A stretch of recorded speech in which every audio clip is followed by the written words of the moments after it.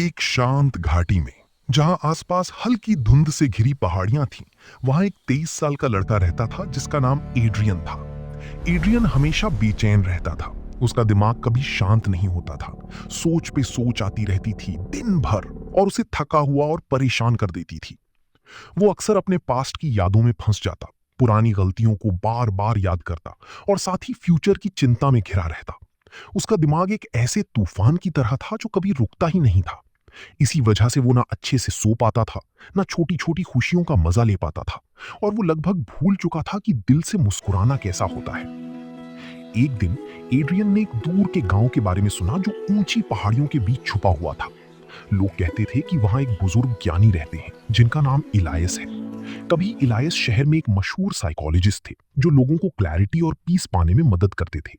लेकिन बुढ़ापे में उन्होंने शहर की भागदौड़ छोड़ दी और प्रकृति के बीच शांत जिंदगी जीने लगे। फिर भी कभी कभी वो उन लोगों की मदद करते जो उनसे मिलने आते। ये सुनकर एड्रियन के अंदर उम्मीद जगी। उसने सोचा, शायद ये ज्ञानी आदमी मुझे वो पीस दे सके जिसे मैं इतने टाइम से ढूंढ रहा हूं। कई दिनों तक टेढ़े मेढ़े रास्ते और कठिन सफर करने के बाद एड्रियन आखिर उस गांव पहुंच गया। वहां उसने एक छोटा सा घर देखा जो बीलों से ढका हुआ था और हर तरफ हरियाली थी। घर के बाहर वरांदा में इलायस बैठे थे, आंखें बंद, चेहरा बिल्कुल शांत। एड्रियन धीरे से उनके पास गया और बोला, सर, मेरा दिमाग बहुत बेचैन रहता है। मैं सोचना बंद नहीं कर पाता। मैं थक गया हूं, खो गया हूं। मुझे पीस चाहिए। क्या आप मेरी मदद कर सकते हैं? इलियास ने धीरे से अपनी आंखें खोली और हल्का सा मुस्कुराए। तुम पीस ढूंढ रहे हो, उन्होंने शांत आवाज में कहा। तो मेरे साथ चलो, मैं तुम्हें एक छोटा सा काम देता हूं।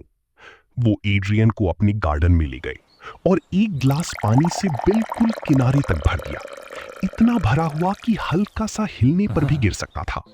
ग्लास एड्रियन को देते हुए इलियास बोले, इसे लेकर गांव के दूसरे किनारे तक जाओ और वापस आओ, लेकिन ध्यान रहे एक भी बूंद गिरनी नहीं चाहिए। एड्रियन थोड़ा हैरान हुआ, लेकिन उसने चैलेंज एक्सेप्ट कर लिया।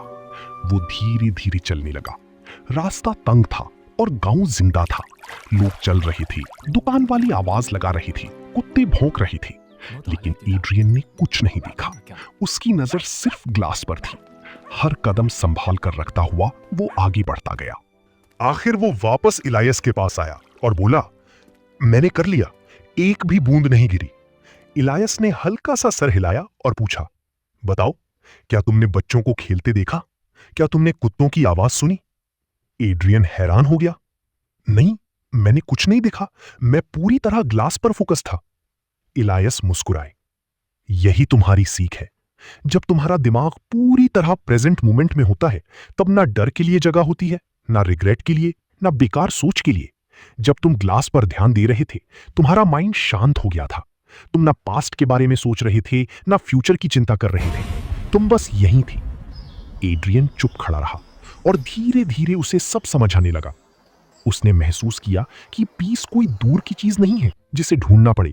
वो तो हमेशा उसके अंदर ही थी, बस उसकी सोचों के शोर के नीचे छुपी हुई। उसने अपना सर झुकाया और धीरे से कहा, अब मुझे समझ आ गया। अगर मुझे पीस चाहिए तो मुझे प्रेजेंट मोमेंट में जीना होगा। एड्रियन मुस्कुराए। सूरज ढल रहा था। आसमान नरम रंगों से भर गया था। पंछी अपने घोंसलों की तरफ लौट रहे थे और हवा में एक गहरी शांति थी। एड्रियन अपने घर की तरफ वापस चल पड़ा, लेकिन इस बार वो अलग था। उसके अंदर का तूफान शांत हो चुका था। अब वो एक सिंपल सच लेकर जी रहा था। पीस तब मिलती है जब दिमाग प्रेजेंट मोमेंट में टिकता है। और उस दिन के बाद एड्रियन जिंदगी में बेचैन सोचों के साथ नहीं, बल्कि शांत अवेयरनेस के साथ चलने लगा।